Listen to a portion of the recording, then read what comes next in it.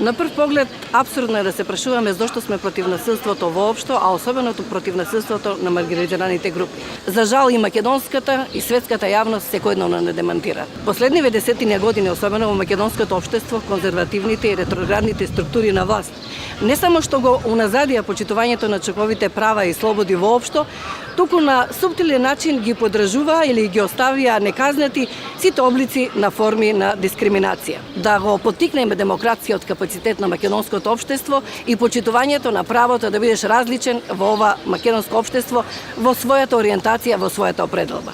Стоп за насилството, да го поддржиме богатството на различностите. За да го промениме ставот кон расната, родовата и сексуалната и другите форми на дискриминација, мора во суштина првин да го промениме нашиот став кон нештата.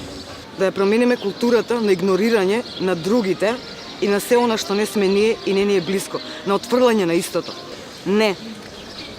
Да се отвориме кон запознавање на сето она што не сме ние и конечно да ставиме крај на сите видови дискриминација.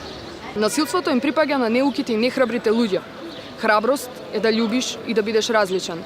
Затоа јас сум против насилство на малцинските заедници.